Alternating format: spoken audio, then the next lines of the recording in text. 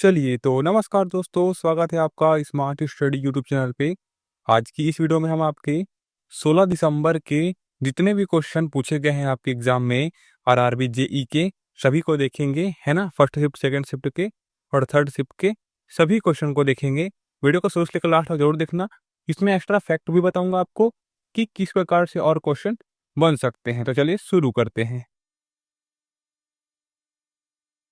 तो देखिए, पहला क्वेश्चन है आपका, एससीओ शिखर सम्मेलन 2024 कहाँ आयोजित किया गया था करके। सिंपल सा आंसर था इसका आपका, अस्थाना में आयोजित किया गया था आपका एससीओ शिखर सम्मेलन। ठीक है, चलिए देखिए आपका, किस समिति ने सिफारिश की थी कि करों का भुगतान करने के कर्तव्य को शामिल संविधान के मौलिक कर्तव्यों में शामिल किया जाए करके। ठीक है, तो वो समिति थी आपकी सरदार स्वर्ण सिंह समिति ने ये क्या किया गया था, सिफारिश की थी कि इसको करों के भुगतान को मौलिक कर्तव्य में शामिल किया जाए करके। ठीक है, चलिए और क्या याद आ सकते हैं कि स्वर्ण सिंह समिति का गठन जो कि है 1976 में कांग्रेस पार्टी ने किया। ये चीजें आप याद में रखेंगे।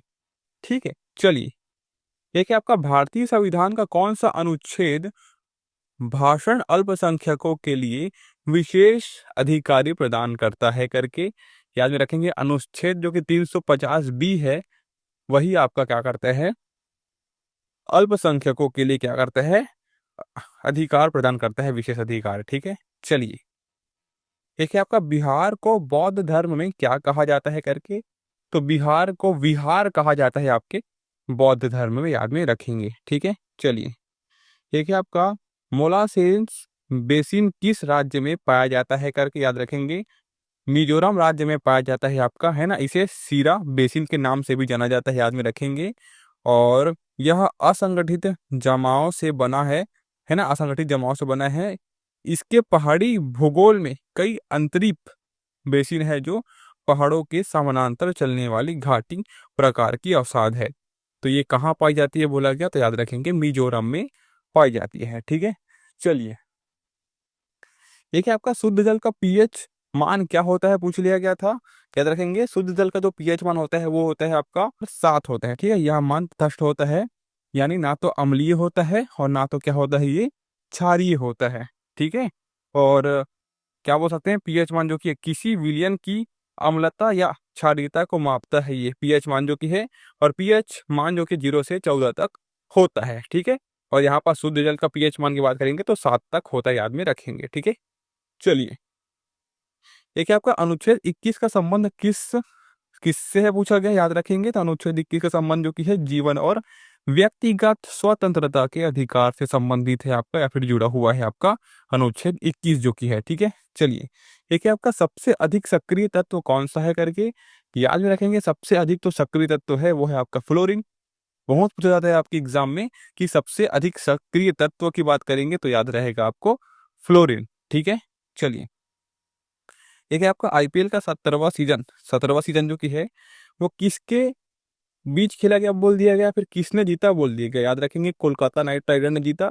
और किसके किस बीच चला गया पूछा गया, किसके बीच चला गया, तो ये होगा आपका कोलकाता नाइट राइडर वर्सेस किसके बीच, हैदराबाद के बीच। ठीक है दोस्तों, चलिए एक है आपका, जम्मू कश्मीर विधानसभा चुनाव 2024 में बीजेपी ने कितने सीट जीती करके। तो जम्मू कश्मीर में 29 सीट जीती थी बीजेपी ने, याद में रखेंगे। ठीक है, 2024 के चुनाव में। ठीक है दोस्तों, चलिए देखिए आपका, 2019 से 2020 के दौरान भारत के कुल व्यापार में कपड़ा और परिधान के व्यापार की हिस्सेदारी कितने प्रतिशत तक बढ़ी थी करके याद में रखेंगे। 5.38% तक बढ़ी थी आपकी। ठीक है, चलिए एक क्वेश्चन पूछा गया था आपका, भारतीय संविधान के किस अनुच्छेद में केंद्र राज्य वित्तीय संबंध की चर्चा की गई है करके, अभी चर्चाएं शामिल है करके याद में रखेंगे। अनुच्छेद 268 से 293 तक क्या है, केंद्र एवं राज्य के, है ना, वित्तीय संबंधों की चर्चा क्या है, शामिल है। ठीक है दोस्तों, चलिए ये सभी क्वेश्चन बिल्कुल जेन्युइन हैं जो आपके एग्जाम में पूछे गए हैं, है ना। फर्स्ट शिफ्ट, सेकंड शिफ्ट और थर्ड शिफ्ट के क्वेश्चन लिए गए हैं, अच्छे से कर लीजिएगा, कहीं ना कहीं आपको बेनिफिट मिलेगा। ठीक है, देखिए आपका, भारत में शिक्षक अधिकार किस नियम या फिर किस निर्णय के तहत आया करके याद रखेंगे। 21वें अनुच्छेद, है ना, 21A के अनुच्छेद के तहत आया था आपका शिक्षा का अधिकार, जिसमें 6 से 14 वर्ष के सभी बालकों के लिए, है ना, निःशुल्क एवं अनिवार्य शिक्षा की बात कही गई थी, ठीक है। और ये संशोधन कितना था बोलिएगा तो 86वां संशोधन था, है ना। 86 संशोधन के तहत ये आया था, ठीक है। देखिए अनुच्छेद 63 से शुरू होता है ये, है ना।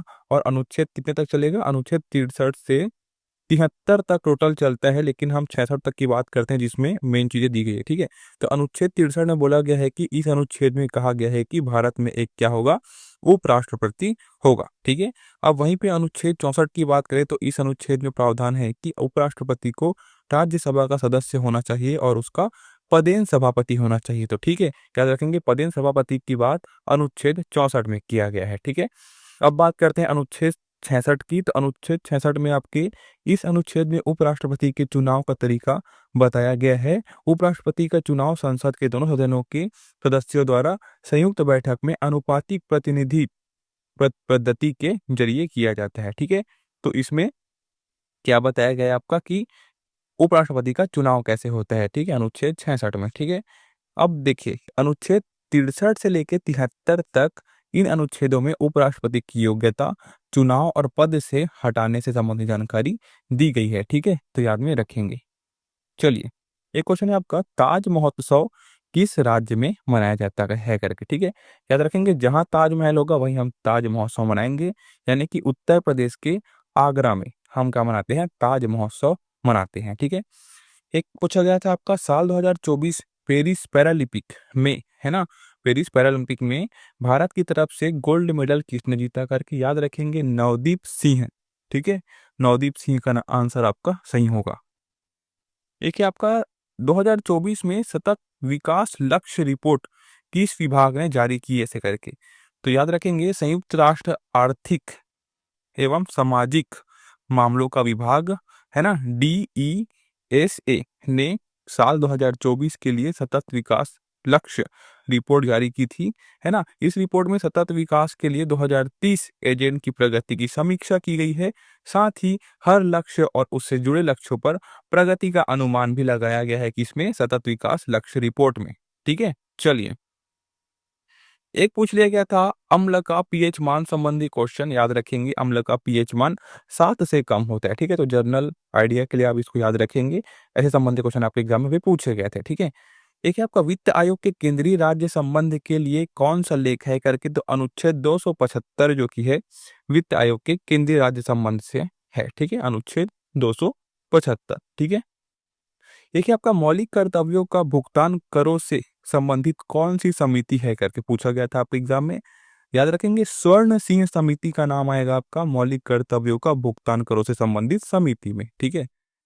देखिए आपका मुद्रास्फीति का अर्थ करके इकोनॉमिक्स से संबंधित क्वेश्चन है, याद रखेंगे 2 से 3 बता रहा हूँ आपको, है ना। किसी अर्थव्यवस्था में वस्तुओं और सेवाओं की कीमतों में लगातार बढ़ोतरी, है ना, किसी अर्थव्यवस्था में वस्तुओं और सेवाओं की कीमतों में लगातार अगर बढ़ोतरी हो रही है तो उसे ही हम क्या कहते हैं, मुद्रास्फीति कहते हैं, है ना। इसे महंगाई भी कहा जा सकता है, ठीक है, मुद्रास्फीति को हम महंगाई भी कहते हैं, लेकिन अर्थशास्त्र में इसको मुद्रास्फीति के नाम से जानते हैं, ठीक है। और मुद्रास्फीति के कारण में मुद्रास्फीति की क्रय शक्ति कम होती है, मतलब अब क्या होगा, सिंपल सी बात है, महंगाई बढ़ जाएगी तो क्या होगा, वस्तुओं का खरीदना जो की है वो कम हो जाएगा, वही यहाँ पे बोला गया है, ठीक है। और क्या याद रख सकते हैं, मुद्रास्फीति का एक और मतलब है कि मुद्रा की अर्थव्यवस्था की हर इकाई किसी भी वस्तु या सेवा की कीमत से कम होना, ठीक है। मैंने आपको यहाँ पर दोनों बताई, एक सिंपल भाषा में, एक अर्थशास्त्र की भाषा में, ठीक है, कि मुद्रा की अर्थव्यवस्था की हर इकाई किसी भी वस्तु या सेवा की कीमत से कम होना, ठीक है। अब देखिए मुद्रास्फीति को मुद्रा के अवमूल्यन के रूप में भी देखा जा सकता है ना, मुद्रा के अवमूल्यन के रूप में भी देखा जा सकता है। मुद्रास्फीति तब होती है जब अर्थव्यवस्था में बहुत ज्यादा धन बहुत कम वस्तुओं और सेवाओं के पीछे भागता है, मतलब जब क्या है, धन ज्यादा हो जाता है अर्थव्यवस्था में, ठीक है, तब यहाँ पास मुद्रास्फीति की स्थिति उत्पन्न होती है, ठीक है। चलिए एक है आपका पहले विश्व टेक व्यापार शिखर बैठक कहाँ आयोजित किया गया था, पूछा गया है। याद रखेंगे पहला जो विश्व टेक व्यापार शिखर सम्मेलन है वो 6 से 8 अगस्त तक 2024 को नई दिल्ली में आयोजित किया गया था। मैंने आपको डेट भी बता दिया यहाँ पास, 2024 में नई दिल्ली में आयोजित किया गया था। इस सम्मेलन की मेजबानी भारत सरकार ने भारतीय उद्योग परिसंघ के साथ मिलकर की थी विदेश मंत्री डॉक्टर एस जयशंकर ने इस सम्मेलन का उद्घाटन किया था, ये आप याद में रखेंगे। ठीक है, देखिए आपका वित्त आयोग का उल्लेख किस अनुच्छेद में मिलता है करके याद रखेंगे, संविधान के अनुच्छेद 280 है ना। ये वित्त आयोग से संबंधी क्वेश्चन पूछा गया था आपके एग्जाम में। ठीक है, इसलिए मैं आपको एक्स्ट्रा फैक्टर के रूप में बताते चल रहा हूँ कि संविधान के अनुच्छेद 280 के तहत इस तरह के कार्य के लिए नियुक्त संस्था वित्त आयोग है ना, जिसे हर 5 साल की अवधि में समाप्त किया जा सकता है या फिर उससे पहले नियुक्त किया जाता है। ठीक है, तो वित्त आयोग 280 अनुच्छेद है संविधान के अंतर्गत, याद में रखेंगे। ठीक है, एक है आपका मौलिक अधिकारों से संबंधित कौन सा आयोग है करके, बहुत सिंपल सा आंसर होगा इसका, राज्य मानव अधिकार आयोग जो कि है मौलिक अधिकार से क्या है संबंधित आयोग है ना।